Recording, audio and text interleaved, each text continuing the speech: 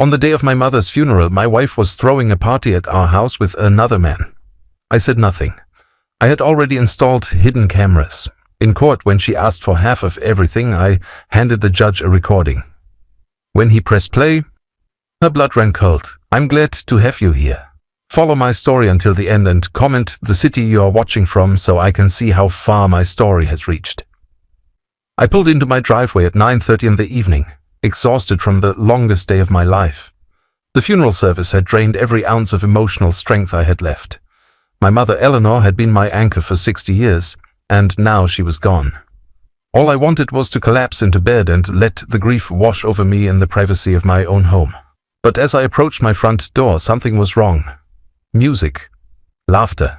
The warm glow of lights spilling through the windows told me Hannah was entertaining guests. On the night of my mother's funeral, I stood frozen on my own doorstep, key in hand, trying to process what I was hearing. The sound of clinking glasses mixed with Hannah's distinctive laugh cut through the evening air like a knife. My chest tightened as I slowly turned the key and stepped inside. The living room was filled with people I barely recognized. Hannah's book club friends, neighbors I hadn't spoken to in months, and in the center of it all, a man I'd never seen before. He was tall, maybe in his early 50s, with salt and pepper hair and an expensive suit. He stood too close to my wife, his hand resting casually on her lower back. Hannah spotted me first. Her face shifted from carefree joy to what I can only describe as forced sympathy, but not before I caught that split second of annoyance at my unexpected arrival. "Oh, honey," she said, rushing toward me with arms outstretched. "You're home. How are you holding up?" The concern in her voice felt rehearsed, performed for the audience around us. I glanced over her shoulder at the man in the expensive suit, who was watching our interaction with what looked like amusement. "I'm tired," I said simply, because I didn't trust myself to say more. "Of course you are, sweetheart." Hannah's hand touched my arm, but there was no warmth in it. "I thought it would be good to have some friends over. You know, to lift the spirits. Death is so depressing, and I felt like we needed some positive energy in the house." Positive energy. On the night I buried my mother. "Everyone," Hannah announced to the room. "This is my husband Ronald. He just got back from his mother's funeral." A collective murmur of sympathy rippled through the group, but I could see it in their eyes. They were uncomfortable. They knew this was wrong, but none of them had the courage to say it. The man in the expensive suit stepped forward, extending his hand with a practiced smile. "I'm so sorry for your loss, Ronald. I'm Mark Davidson. Hannah's told me so much about you." His grip was firm, confident. The kind of handshake that belonged to a man who was used to getting what he wanted. But what struck me wasn't his confidence. It was the way Hannah's face lit up when he said her name, and how quickly she looked away when she realized I was watching. "Mark's been such a comfort to me during this difficult time," Hannah said, her voice taking on that syrupy, sweet tone she used when she was lying. "He lost his own mother last year, so he really understands what we're going through." We, as if she had lost anything. As if she had spent the last 3 months driving to the hospital every day, holding my mother's hand while she slowly slipped away. As if she had been the one to make the impossible decisions about end-of-life care. I excused myself and walked upstairs, my legs feeling heavy with each step. From the bedroom window I could see into the backyard where more people had gathered around our patio table. Hannah had set out the good china, the plates that belonged to my mother that we'd brought back from her house just 2 days ago. They were eating off my dead mother's dishes while celebrating God knows what. I sat on the edge of my bed, still wearing the black suit I'd worn to say goodbye to the woman who raised me, and listened to my wife's laughter floating up through the floorboards. There was something different about that laugh, something I'd never heard before in our 12 years of marriage. It was free, uninhibited, like the sound of someone who had been holding their breath and could finally exhale. At 11:15 I heard cars starting up in the driveway, voices calling out their goodbyes, promises to get together soon. Through the bedroom window I watched Mark Davidson walk to his car, a sleek black BMW that probably cost more than I made in 6 months. But he didn't leave immediately. He stood by his car, looking back at the house, waiting. Hannah appeared in the doorway a moment later. I couldn't hear their conversation, but I could see their body language. The way she touched his arm, The way he leaned down to whisper something in her ear that made her smile. The way they stood just a little too close for a little too long before he finally got in his car and drove away. When Hannah came to bed an hour later, I pretended to be asleep. She slipped under the covers without a word, but I could feel the energy radiating from her body. She wasn't tired. She was wired, excited about something. On the night of my mother's funeral, my wife was lying next to me, practically vibrating with anticipation. I stared at the ceiling until dawn, my mind racing with questions I didn't want to ask and answers I didn't want to know. But one thought kept circling back, growing stronger with each passing hour. This wasn't the first time Mark Davidson had been in my house. The way he moved through the rooms, the casual familiarity with which he helped himself to drinks from our bar, the ease with which Hannah had introduced him to her friends. This was a man who belonged here. And if that was true, then everything I thought I knew about my marriage was a lie. By the time the sun came up, I had made a decision. I wasn't going to confront Hannah. I wasn't going to demand answers or threaten divorce or do any of the things a betrayed husband was supposed to do. Instead, I was going to watch. I was going to wait, and I was going to find out exactly what my wife had been hiding from me. The next morning, while Hannah slept in after her party, I drove to the electronics store downtown and bought 4 small security cameras with motion detection and audio recording capabilities. The salesman assured me they were virtually invisible once installed and could be monitored remotely from my phone. When I returned home, Hannah was in the shower. I had maybe 15 minutes before she came downstairs expecting breakfast and sympathy for her imaginary hangover. I worked quickly, installing cameras in the living room, kitchen, hallway, and her home office. Each one perfectly positioned to capture not just images, but conversations, movements, the subtle interactions that would tell me who my wife really was when she thought no one was watching.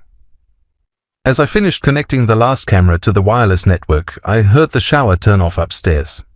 Hannah would be down soon, ready to play the role of the grieving daughter-in-law, the supportive wife helping her husband through his darkest hour. But now I would see her when the mask came off.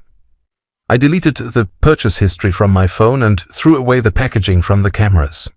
Then I went to the kitchen and started making coffee, just like I did every morning. Just like the devoted husband I had always been. But something fundamental had shifted inside me during that long, sleepless night. The man who had left for his mother's funeral yesterday morning was gone, buried alongside Eleanor in that cold cemetery plot. The man who remained was someone new, someone willing to be patient, to plan, to wait for the perfect moment to discover the truth. And as Hannah's footsteps echoed on the stairs above me, I smiled for the first time in weeks. Because I finally had a purpose again. I was going to find out who Mark Davidson really was and exactly how long my wife had been lying to me. The coffee finished brewing just as Hannah entered the kitchen, wrapped in her silk robe, hair still damp from the shower. She looked beautiful, as she always did, but for the first time in 12 years, her beauty left me completely cold. "Good morning, sweetheart," she said, kissing my cheek. "How did you sleep?" "Like the dead," I replied, pouring her coffee into the mug that had been my mother's favorite. Hannah didn't even notice the irony. 3 weeks had passed since the funeral, and the cameras had become my silent companions, watching when I couldn't, recording when I wasn't there. Every morning after Hannah left for her yoga class, at 10 I would review the footage from the previous day. What I discovered was far worse than I had imagined. The first recording that made my blood run cold was from a Tuesday afternoon. I had been at the doctor's office following up on some tests my physician had ordered after I'd lost 15 pounds during my mother's illness. Hannah knew exactly when I'd left and when I'd be back. The moment my car pulled out of the driveway, her phone was in her hand. "He's gone," she said, her voice light and excited. "You can come over now." 22 minutes later, Mark Davidson's black BMW pulled into my driveway. He didn't park on the street like a visitor. He parked right where I usually put my car, as if he belonged there. I watched through the camera as Hannah opened the door before he even knocked. She was wearing the red dress I'd bought her for our anniversary last year, the one she claimed was too fancy for everyday occasions. But apparently it wasn't too fancy for Mark. "Miss me?" he asked, wrapping his arms around her waist and lifting her off the ground. "Always," she whispered back, and then they kissed. Not the polite pick of friends, but the desperate, hungry kiss of lovers who had been apart too long. I had to stop the recording 3 times before I could watch the rest. Each time I pressed play, the betrayal felt fresh, like a physical blow to my chest. But I forced myself to continue watching because I needed to see everything. They moved to the living room where Hannah poured wine from a bottle I didn't recognize. Expensive wine, judging by the way Mark admired the label. They sat on my couch, her legs draped across his lap, talking and laughing like they'd been together for years. "How long do you think he'll need to grieve?" Mark asked, running his fingers through Hannah's hair. "A few more weeks, maybe a month," Hannah replied, taking a sip of wine. "He's very close to his mother. Was very close. God, I thought she'd never die." My hands shook as I gripped my phone. Hannah had visited my mother in the hospital exactly 3 times in her final months, and each visit lasted less than 15 minutes.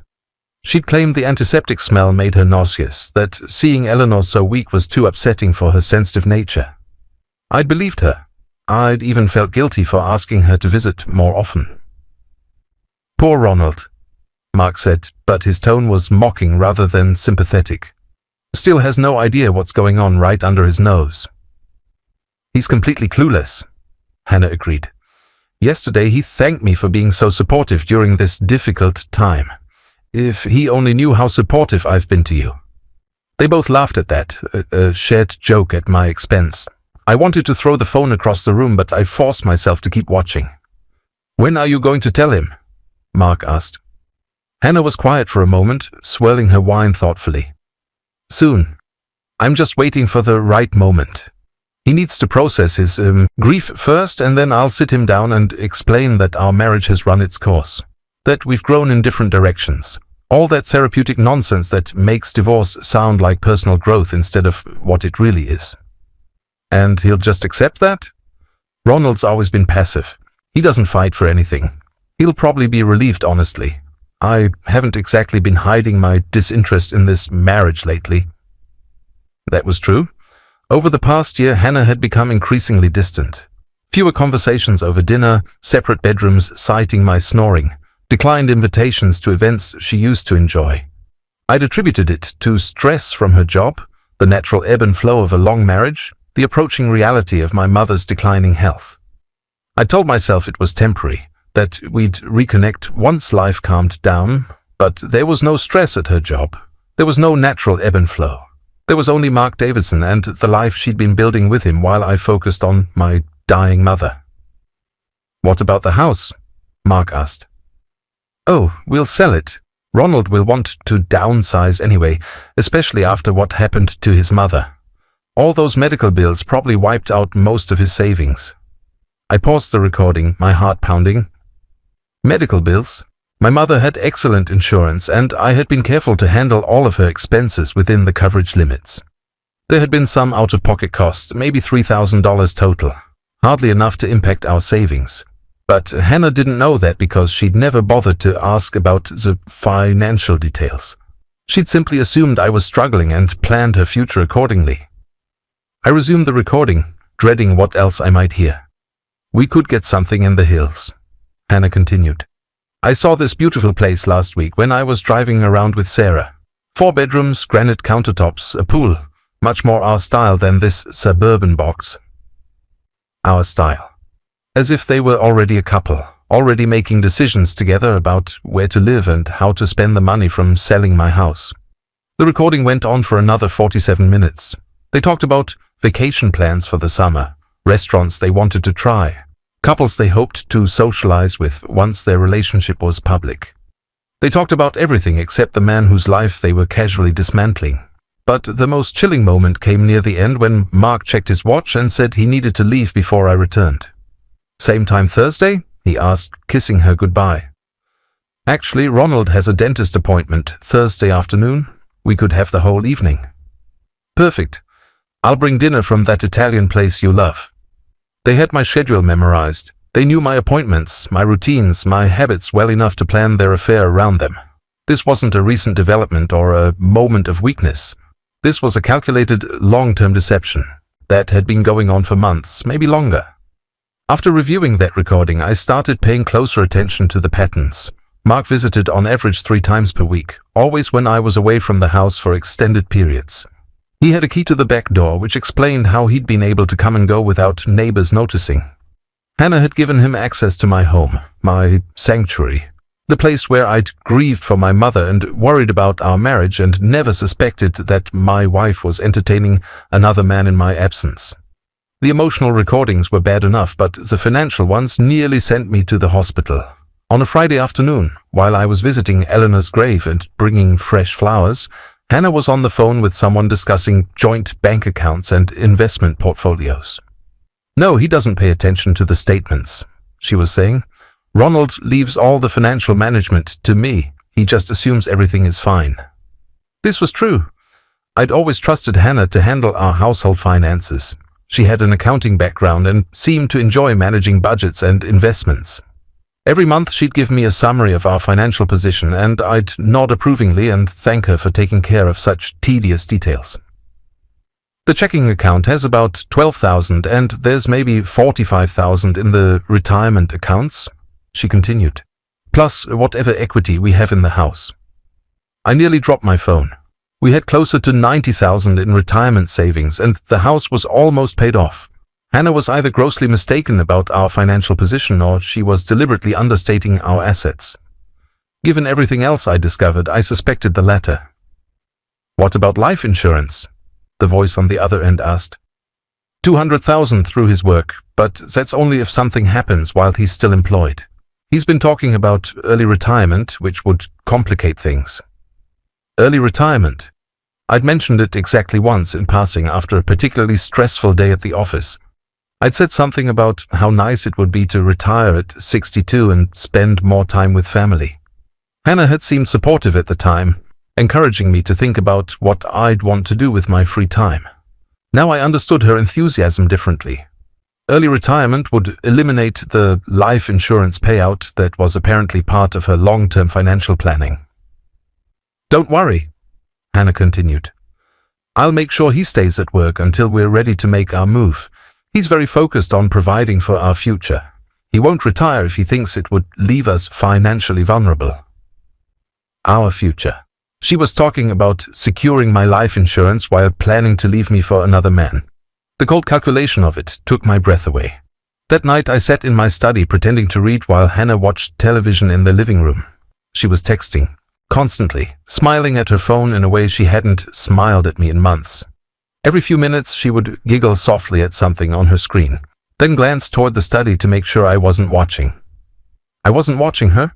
I was watching the live feed from the camera in the living room, reading her text messages on my phone as she typed them. "Can't wait for tomorrow," she wrote to Mark. "R will be at that work thing until late." "Should I bring anything special?" he replied. "Just yourself, and maybe that wine you brought last time. I want to celebrate." "What are we celebrating?" "I'll tell you tomorrow. Let's just say our timeline might be accelerating." I closed my eyes and leaned back in my chair. Accelerating timeline, celebration. Whatever Hannah was planning, it was happening soon, and it was going to be worse than anything I'd already discovered. I opened my laptop and began researching divorce lawyers, not because I was ready to file, but because I needed to understand my rights and options. What I found was sobering.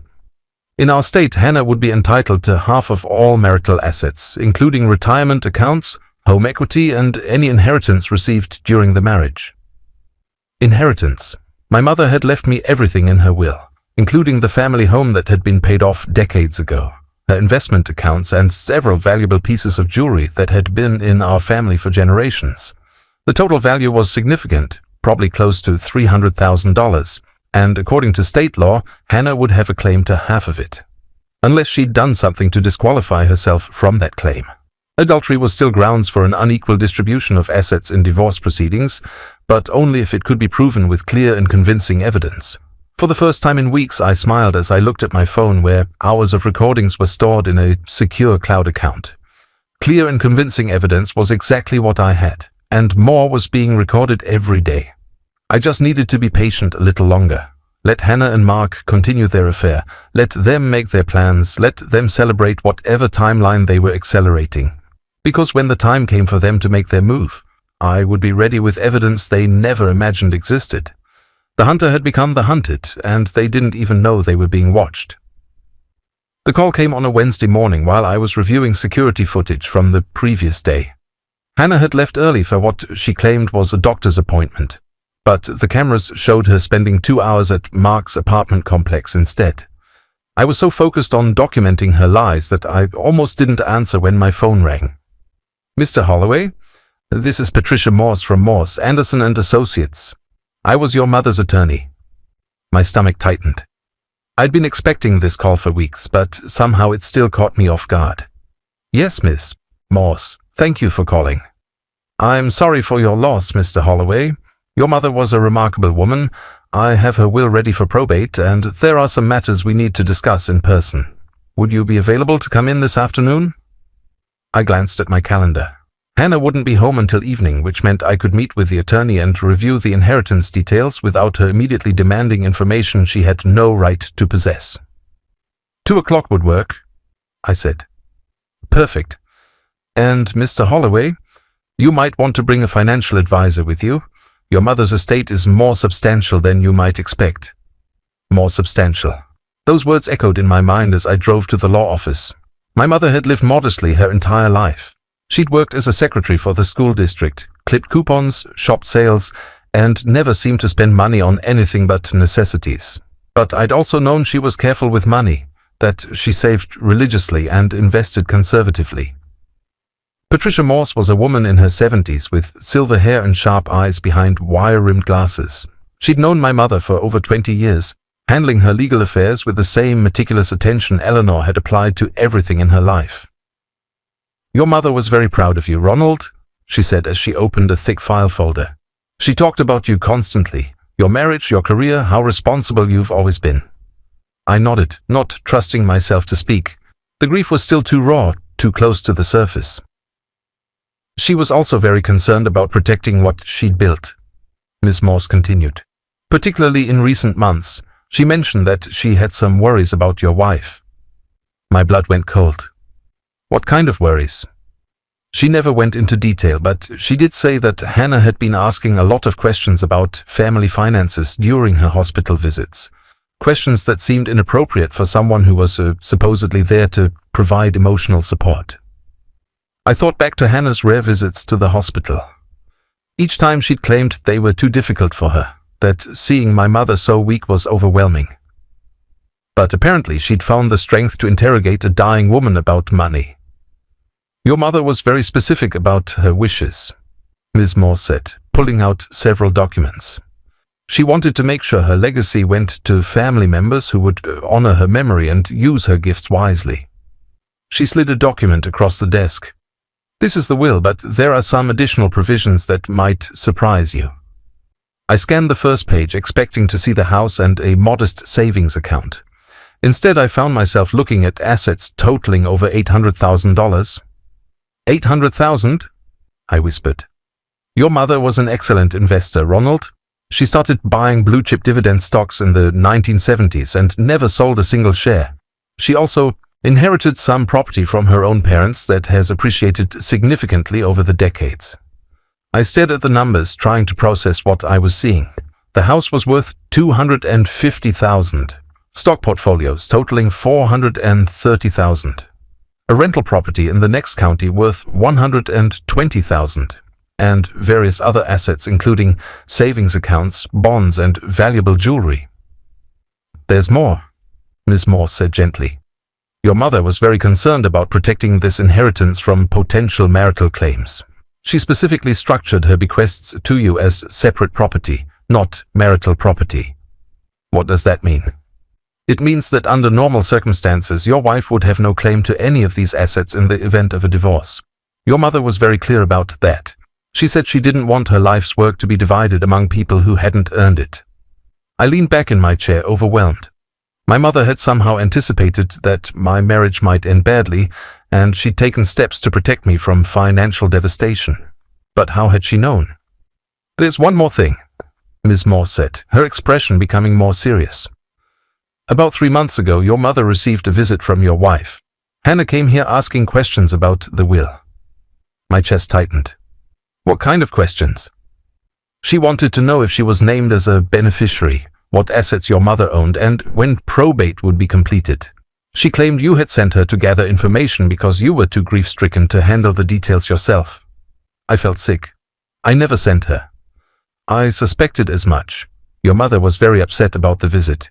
She said Hannah had been pushy and demanding, acting entitled to information that wasn't her business. That's when your mother decided to add the additional protective clauses to her will. Miss Morse pulled out another document. She also decided to add this codicil, which specifically states that if you predecease her or if your marriage ends within 2 years of her death, the entire estate goes into a trust with you as the sole beneficiary. Hannah would receive nothing, regardless of circumstances. 2 years. My mother had been protecting me from a divorce she somehow sensed was coming, and she'd given me a timeline to work within. If Hannah left me within the next 18 months, she would lose any potential claim to the inheritance. But if she waited longer than that, she might be able to argue that the protective clauses no longer applied. Did my mother say anything else about Hannah? I asked. Miss Morse hesitated. She mentioned that Hannah had been asking very specific questions about your employment benefits, particularly your life insurance policy. She also asked when you might retire and whether that would affect your financial security. Life insurance. Retirement. The same topics I'd heard Hannah discussing in her recorded phone calls. My mother had recognized the signs of someone planning for financial advantage, and she'd taken steps to prevent it. There's one final provision I need to explain, Ms. Morse said. Your mother left instructions that you were to receive all of this information privately, without your wife present. She specifically requested that Hannah not be informed about the full extent of the inheritance until all legal proceedings were complete. I nodded, understanding the wisdom of that request. If Hannah knew about the $800,000, she might accelerate whatever timeline she and Mark were discussing. She might push for divorce immediately while believing she could still claim half of everything. How long before probate is finalized? I asked. 6 to 8 weeks, assuming no complications. But, Ronald, there's something else you should know. If Hannah challenges any of these provisions, it could extend the process significantly. Your mother anticipated that possibility and included a clause stating that anyone who contests the will forfeits any claim to the estate. I left the law office with copies of all the documents and a new understanding of how carefully my mother had been watching my marriage. She'd seen things I'd missed, recognized warning signs I'd ignored, and protected me in ways I was only beginning to appreciate. But she'd also given me a weapon I hadn't expected. Hannah's inappropriate inquiries about the inheritance, documented by a reputable attorney, would be additional evidence of her calculating nature if this situation ever went to court. That evening, Hannah returned home with shopping bags from expensive stores, claiming she'd treated herself to a little retail therapy after her doctor's appointment. She was wearing a new outfit that probably cost more than I spent on clothes in 6 months, and she seemed unusually cheerful. "How was your day, honey?" she asked, kissing my cheek with the same artificial affection she'd been displaying for weeks. "Quiet," I said. "I spent some time organizing Mom's papers." "Find anything interesting?" The casual way she asked the question made my skin crawl. She was fishing for information about the inheritance, probably hoping I'd discovered some unexpected windfall she could factor into her future plans with Mark. "Just old bank statements and medical records," I lied. "Nothing valuable." She nodded, but I could see the disappointment in her eyes. She'd been expecting news about money, assets she could claim or at least count on during divorce proceedings. "Well, I'm sure there will be something," she said with forced optimism. "Your mother was always so careful with money." That night I lay awake thinking about my mother's final gift to me. She'd left me not just financial security, but the knowledge that someone had seen through Hannah's facade and taken steps to protect me. Eleanor had recognized the signs of a woman planning to leave her husband, and she'd made sure Hannah would gain nothing from abandoning me. But the real revelation was understanding how long Hannah had been planning this betrayal. Her visit to the attorney hadn't been a spontaneous decision. She'd been gathering intelligence, calculating potential gains, treating my mother's impending death as a business opportunity rather than a family tragedy. The next morning I reviewed the security footage from the previous day and found exactly what I'd expected. While I was learning about my inheritance, Hannah had been at Mark's apartment, probably celebrating what she assumed would be her share of whatever my mother had left behind. In the recording from that evening, after she'd returned home with her expensive purchases, I watched her text Mark about her successful shopping trip and how she was investing in their future wardrobe. She was spending money she didn't have on clothes for a life she was planning to steal from me, but thanks to my mother's foresight and my hidden cameras, Hannah was about to discover that some thefts came with consequences she'd never imagined. The inheritance changed everything. It gave me financial independence and legal protection, but more importantly, it showed me that I wasn't alone in this fight. My mother had seen the truth about Hannah and had given me the tools to defend myself. Now I just needed to decide when and how to use them. The conversation I'd been dreading came on a Saturday morning in early October, exactly 6 weeks after my mother's funeral.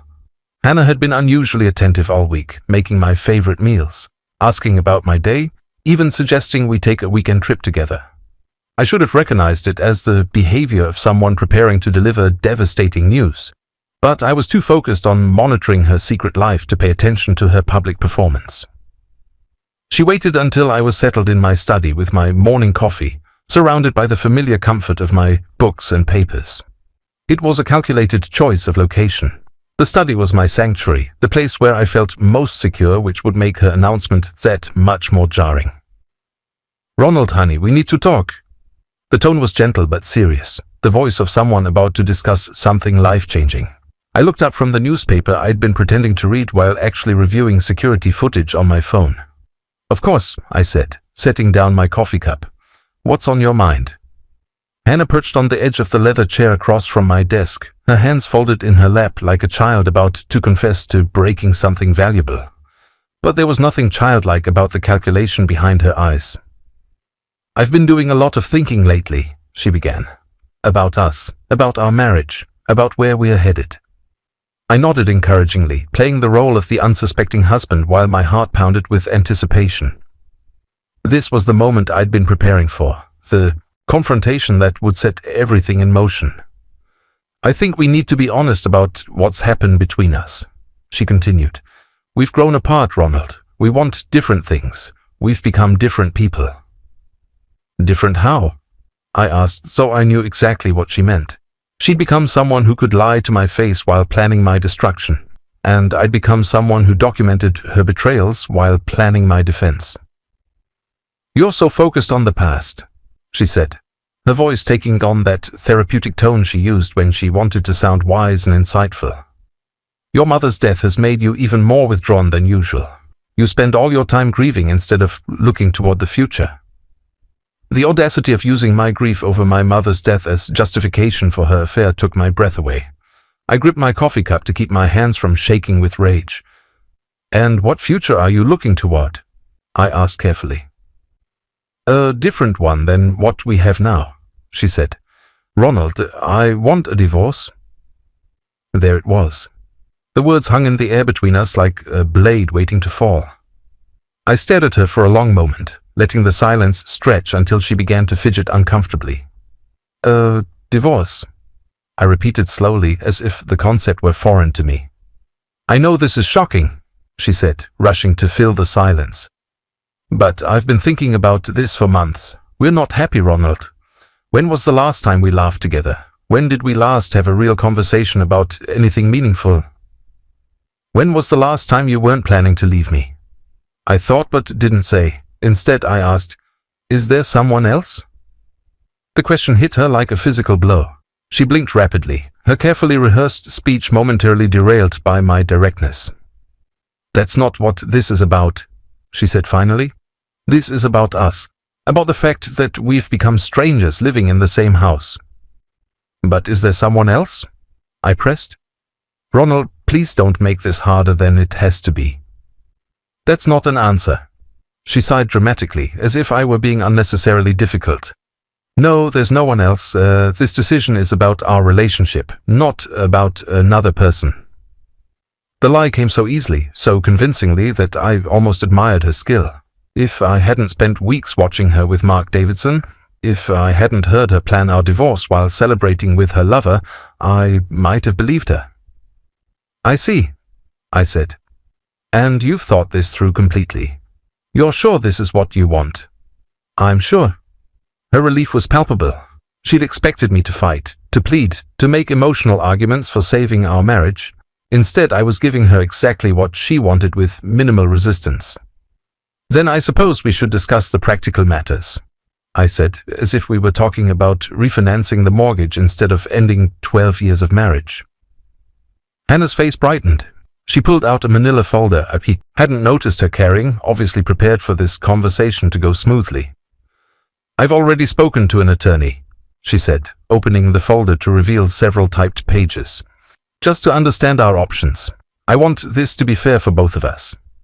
Fair. The word tasted bitter in my mouth as I watched her spread the documents across my desk. She'd been planning this divorce while I grieved my mother, consulting lawyers while I trusted her to handle our finances, preparing legal strategies while I believed in our marriage. What does fair look like to you? I asked. Well, obviously we'll split everything equally, she said, pointing to a list she'd prepared. The house, our savings accounts, retirement funds. Your mother's inheritance once that's settled. My mother's inheritance. There it was, the real reason for her timing. She'd been waiting for Eleanor to die so she could claim half of everything, including assets that would never legally belong to her. That seems reasonable, I said, scanning her list with feigned interest. She'd estimated our total assets at approximately $400,000, not including the inheritance she assumed would add significantly to that total. I'm glad you're being so mature about this, she said, her relief obvious. I was worried you might try to make things difficult. Why would I make things difficult? If you're unhappy, if you want to leave, then leaving is probably the best thing for both of us. She blinked, clearly surprised by my reasonable response. She'd prepared for arguments, tears, desperate attempts to save the marriage. Instead, I was handling her betrayal with the same calm efficiency I brought to business negotiations. There is one thing I'd like to ask, I said, leaning back in my chair. Why now? What changed? I told you, we've grown apart. No, I mean why this specific moment? Why not 6 months ago? Why not wait until next year? She hesitated, probably trying to think of an explanation that didn't involve Mark Davidson's timeline for their relationship. Your mother's death made me realize how short life is, she said finally, how important it is not to waste time being unhappy. Another lie, but this one particularly cruel. She was using Eleanor's death as cover for a betrayal she'd been planning long before my mother became ill. I understand, I said. Life is indeed short, too short to spend it with people who don't value what you have to offer. Hannah nodded enthusiastically, missing the double meaning entirely. Exactly. I knew you would understand once you thought about it rationally. Oh, I've been thinking about it very rationally, I assured her. In fact, I've been thinking about a lot of things lately. About trust, about loyalty, about what marriage really means. Something in my tone made her pause. For a moment I saw uncertainty flicker across her face as if she sensed an undercurrent she couldn't identify. Ronald, I hope you know this isn't easy for me either, she said. I do care about you. I want us both to be happy. I'm sure you do, I replied. And I want the same thing. I want both of us to get exactly what we deserve. She smiled, reassured by what she interpreted as my acceptance of her decision. But I wasn't accepting anything. I was simply buying time, gathering information, and preparing for the battle she didn't know was coming. So, what happens next? I asked. I'll file the paperwork early next week. My attorney says it should be straightforward since we're in agreement about the division of assets. Probably 90 days until everything's finalized. 90 days. She had our entire future mapped out, probably synchronized with whatever timeline she and Mark had established for their new life together. And in the meantime, I asked, we continue living here until the house sells. Separate bedrooms, obviously. Just think of it as roommates helping each other through a transition. Roommates. After 12 years of marriage, I'd been demoted to the status of someone who shared expenses while she conducted her affair under my own roof. That seems workable, I said. Really? You're taking this so much better than I expected. Hannah, if you're not happy here, if you've found something better elsewhere, then staying would just be prolonging everyone's misery. The phrase "found something better elsewhere" made her freeze. For a split second, panic flashed across her face as if she thought I might know about Mark. But then she relaxed, probably assuming I was speaking generally about her future prospects. "Thank you for understanding," she said, gathering up her papers. "I know this is hard, but I really think it's for the best." After she left the study, I sat alone with my coffee and thought about the performance I'd just witnessed. Hannah had delivered her divorce demand with the confidence of someone who believed she held all the cards. She'd calculated our assets, consulted an attorney, and planned our future without considering the possibility that I might have plans of my own. But I did have plans. I had security footage proving her affair, legal documents protecting my inheritance, and a growing understanding of exactly who I'd been married to for 12 years. Hannah thought she was getting half of everything by abandoning our marriage. Instead, she was about to discover that some betrayals came with consequences she'd never imagined. That night, I reviewed the day's security footage and found exactly what I'd expected. Within an hour of our conversation, Hannah had called Mark to share the good news. She was animated, excited, celebrating the successful execution of her plan. "He took it better than I thought he would," she told him. Almost like he was relieved.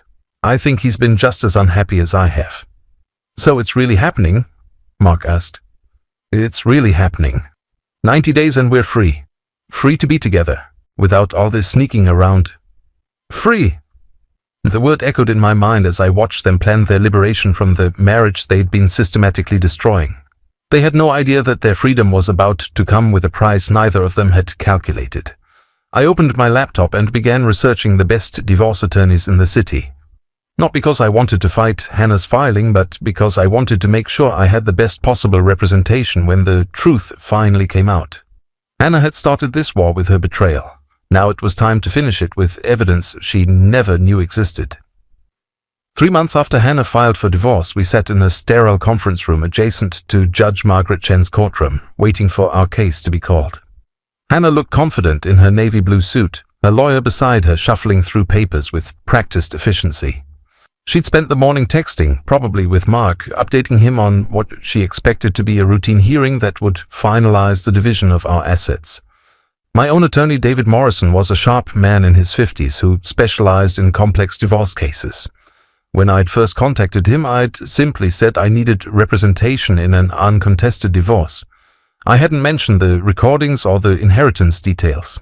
I wanted to save those revelations for maximum impact.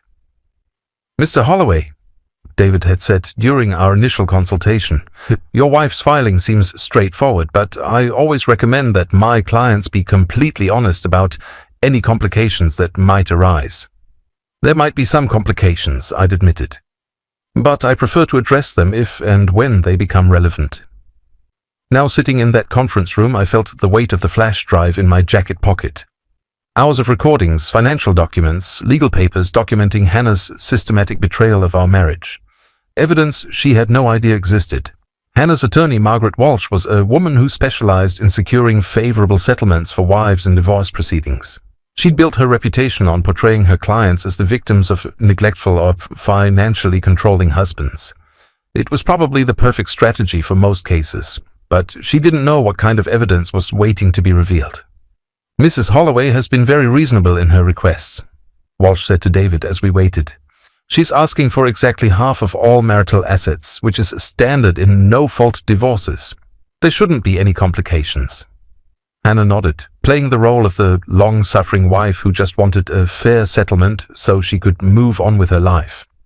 She'd even managed to look slightly sad, as if ending our marriage was a difficult decision rather than the culmination of months of planning with her lover. "My client is also willing to be reasonable," David replied carefully, "though we may need to discuss some details about asset classification and the timeline of certain financial decisions." Something in his tone made Walsh frown slightly, but before she could ask for clarification, the bailiff called our case. Judge Chen was a no-nonsense woman in her early 60s who'd been hearing divorce cases for over 20 years. She'd seen every possible variation of marital breakdown and had little patience for unnecessary drama or legal gamesmanship. "This appears to be an uncontested divorce with an agreement on asset division," she said, reviewing the paperwork. "Mrs. Walsh, please present your client's position." Walsh stood and delivered a polished presentation about Hannah's contributions to our marriage, her reasonable expectations for the future, and her desire to resolve everything amicably. She painted a picture of a woman who'd supported her husband through difficult times and now deserved her fair share of what they'd built together. Mrs. Holloway worked part-time to support the household while managing the family finances, Walsh explained. She was particularly supportive during Mr. Holloway's mother's recent illness and death, providing emotional care while he focused on his career. I nearly laughed at that characterization. Hannah's emotional care had consisted of 3 brief hospital visits and a party on the night of the funeral, but I remained silent, knowing my turn was coming. Mrs. Holloway is requesting 50% of all marital assets, Walsh continued. This includes the family home, retirement accounts, savings, and any inheritance received during the marriage.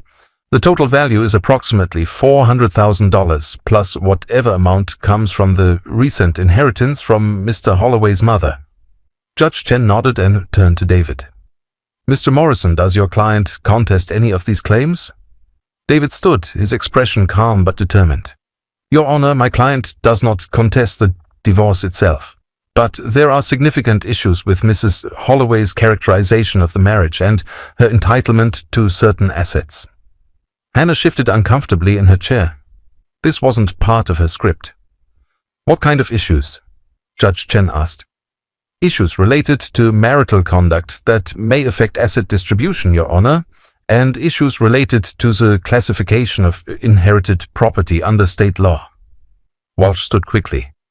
Your Honor, this is the first we are hearing of any contested issues. Mr. Morrison's client agreed to an amicable settlement.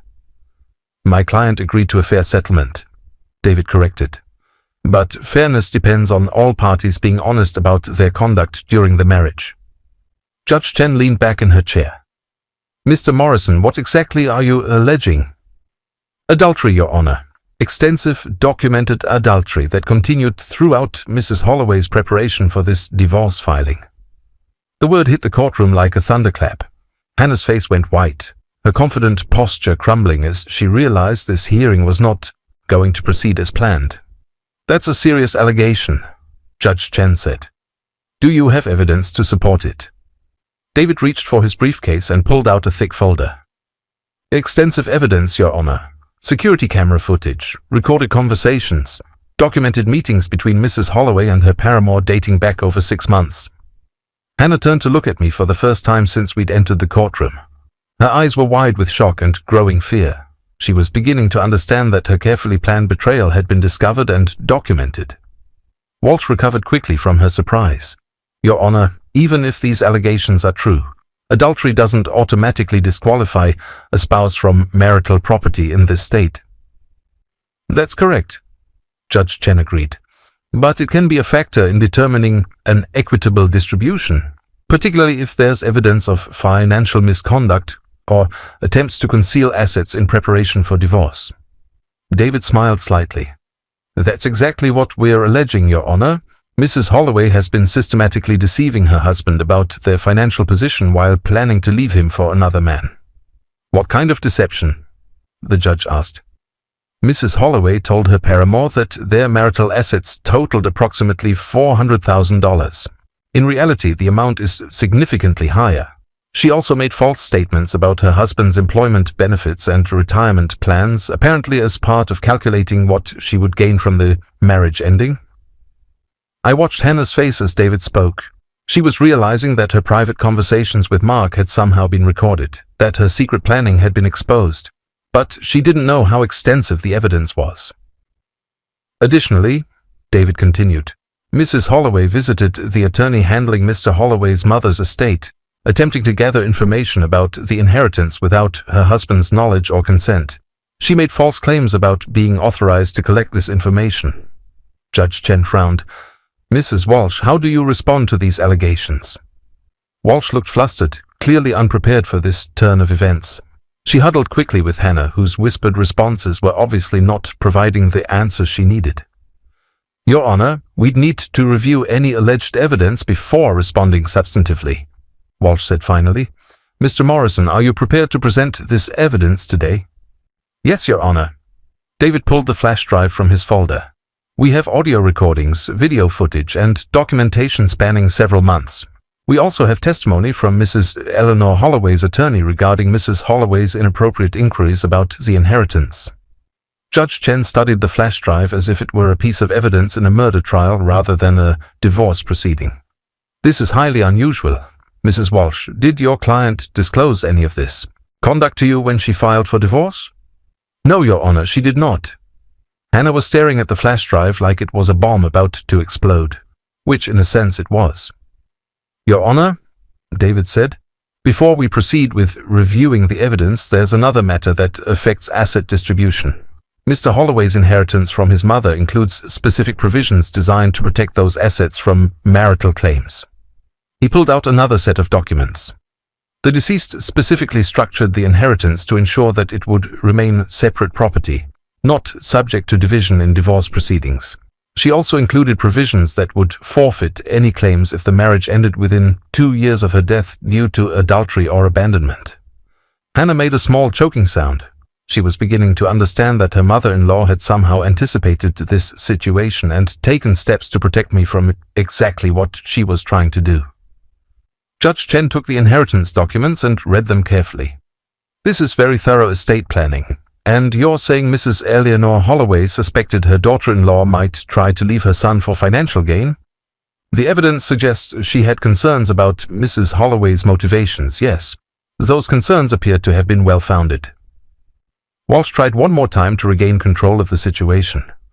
Your Honor, we object to this ambush approach. We need time to review whatever evidence Mr. Morrison claims to have. Mrs. Walsh, your client filed for divorce claiming this was an amicable split with no contested issues. If there are contested issues, we need to address them before finalizing any settlement. Judge Chen looked directly at Hannah. Mrs. Holloway, did you engage in an extramarital affair during your marriage? Hannah's mouth opened and closed silently. She looked at Walsh for guidance, but her attorney was obviously out of her depth. Your Honor, Walsh said desperately, I need to consult with my client privately before she answers any questions. Of course. We'll take a 15-minute recess. When we return, I want to review Mr. Morrison's evidence, and I want honest answers from both parties about what's really been happening in this marriage. As the judge left the courtroom, Hannah turned to me with an expression of pure betrayal, as if I had somehow wronged her by discovering her affair. How long have you known? She whispered. I looked at her calmly. Long enough. Ronald, we can work this out. We don't have to. Hannah, I interrupted quietly. You threw a party on the night of my mother's funeral. You've been planning to leave me while stealing half of everything I've worked for. You lied about our finances, about your feelings, about everything that mattered. She started to cry, but they weren't tears of remorse. They were tears of frustration and fear from someone whose carefully laid plans were falling apart. The only thing we need to work out, I continued, is how much of what you've done is going to become part of the public record. When court resumed, Judge Chen was going to hear evidence that would destroy Hannah's claims to any marital property and expose the calculating nature of her betrayal. The flash drive in David's hand contained enough proof to ensure that Hannah's attempt to profit from abandoning our marriage would fail completely. For the first time in months, I felt something approaching peace. The truth was finally going to be told. When we returned to the courtroom after the recess, Hannah looked like a different person. The confident woman who'd walked in expecting to claim half of everything had been replaced by someone who understood that her carefully constructed lies were about to be exposed to a judge who had no tolerance for deception. Judge Chen settled behind her bench and looked directly at my attorney. Mr. Morrison, I'm ready to review your evidence. David connected his laptop to the courtroom's display system and inserted the flash drive. Your Honor, what you are about to see and hear represents months of documented adultery and financial deception. The first recording filled the courtroom. Hannah's voice, clear and unmistakable, telling Mark Davidson that her husband was completely clueless and that she was just waiting for the right moment to divorce me. Her laughter as she mocked my grief over my mother's death echoed off the courtroom walls. I watched Hannah's face as she heard her own words played back. She closed her eyes, her hands clenched in her lap, probably hoping this was some kind of nightmare she could wake up from. The recording continued with their discussion of our house, their plans to buy something more their style with the money from selling my home, and Hannah's casual dismissal of the man she'd promised to love and honor until death do us part. Judge Chen's expression grew more severe with each revelation. When the recording reached Hannah's comment about my mother taking too long to die, the judge actually winced. "That's enough of that segment," Judge Chen said. "What else do you have?" David switched to video footage. The screen showed Hannah opening our front door to Mark Davidson while I was at my mother's funeral. The timestamp proved she'd been entertaining her lover while I was laying my mother to rest. "This is from the day of Mrs. Eleanor Holloway's funeral," David explained. "As you can see, Mrs. Holloway was hosting her paramour in the marital home during her husband's time of grief." Walsh tried to object. "Your Honor, the privacy violations involved in obtaining this evidence were completely legal," Judge Chen interrupted. "Mr. Holloway was recording activities in his own home. Continue, Mr. Morrison." The evidence continued for nearly an hour. Recordings of Hannah planning our divorce while celebrating with Mark. Video of their intimate moments in my living room. Audio of her phone conversations discussing my life insurance benefits and retirement plans as if they were assets in a business deal rather than the security of a man she'd promised to love. But the most damaging evidence came from the recordings of Hannah's calls to Mark about the inheritance. Her voice calculating and cold, discussing how much money she expected to gain from my mother's death and how to maximize her claims during divorce proceedings. "As you can hear, Your Honor," David said, "Mrs. Holloway was treating her husband's grief and her mother-in-law's death as financial opportunities rather than family tragedies." Judge Chen had heard enough. "Mrs. Walsh, does your client wish to contest the authenticity of any of this evidence?" Walsh looked at Hannah, who slowly shook her head. There was no point in denying what was clearly her voice, her image, her words planning the systematic destruction of our marriage. "No, Your Honor," Walsh said quietly. "Mrs. Holloway," Judge Chen said, addressing Hannah directly, "do you have anything to say in response to this evidence?" Hannah started to stand, then seemed to think better of it. When she spoke, her voice was barely above a whisper. "I made mistakes, I was unhappy, and I made very poor choices." "Poor choices," the judge repeated. "Mrs. Holloway, what I've seen here isn't poor judgment. This is calculated deception, financial manipulation, and a complete betrayal of marital vows. You were planning to profit from your husband's mother's death while mocking his grief." Hannah began crying again, but Judge Chen showed no sympathy. "Mr. Morrison, you mentioned additional evidence regarding the inheritance?" David presented the documents from my mother's attorney, including Patricia Morse's written statement about Hannah's inappropriate visit and her attempt to gain unauthorized information about the estate. Mrs. Eleanor Holloway was so concerned about her daughter-in-law's behavior that she specifically structured her will to protect her son from exactly this situation, David explained. She included provisions that would forfeit any marital claims if the marriage ended within 2 years of her death due to adultery or abandonment. Judge Chen reviewed the inheritance documents carefully. "This is remarkably prescient estate planning. Mrs. Holloway clearly understood her daughter-in-law's character better than her son did." I felt a pang of sadness at that observation, but also gratitude. My mother had protected me in ways I was only beginning to appreciate. "Based on the evidence presented," Judge Chen continued, "I'm ruling that Mrs. Hannah Holloway has forfeited any claim to marital property through her conduct. The adultery is clearly documented and ongoing. The financial deception demonstrates bad faith in the divorce proceedings, and the inheritance is properly classified as separate property under the terms of the will." Hannah's sob echoed through the courtroom.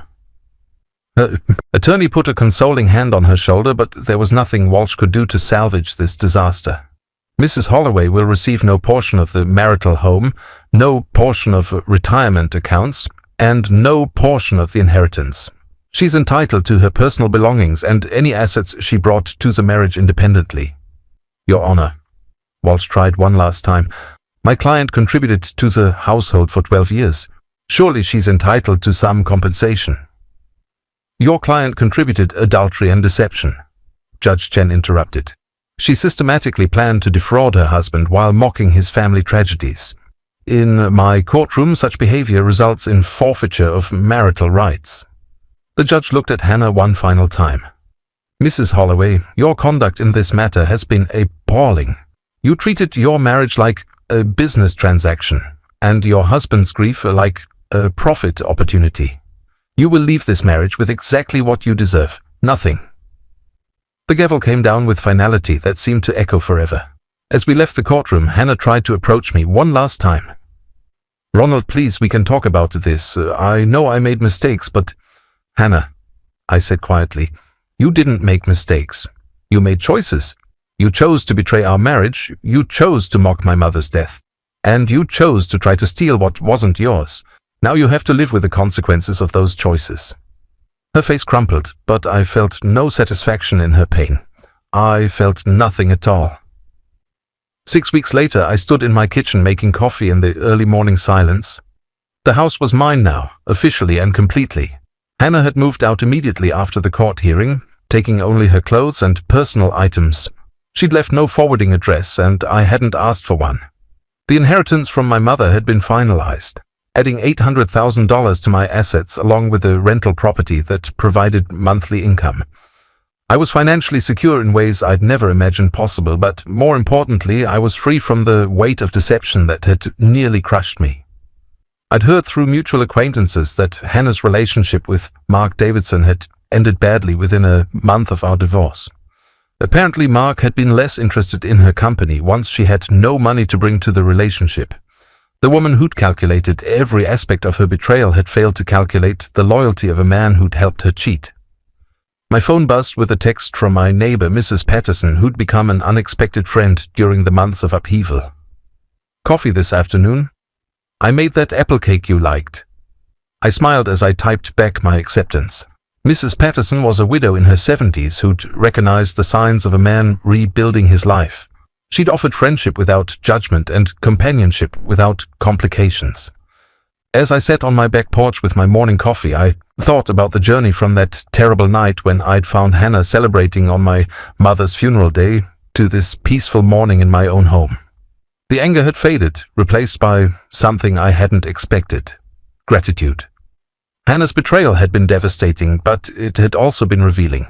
Without the recordings, I might have spent years wondering what I'd done wrong, what I could have changed, how I might have saved a marriage that was already destroyed by someone who'd never truly valued it. Instead, I knew the truth. I'd been married to someone who saw me as a financial opportunity rather than a partner, someone who treated my family's tragedies as business advantages, someone who planned my emotional destruction while sleeping in my bed. But I'd also discovered that I was stronger than I'd known, patient enough to gather evidence, wise enough to protect my interests, and resilient enough to rebuild my life from the foundation of truth rather than the quicksand of deception. My mother's final gift hadn't just been financial security. She'd given me the tools to recognize predatory behavior and the legal protection to survive it.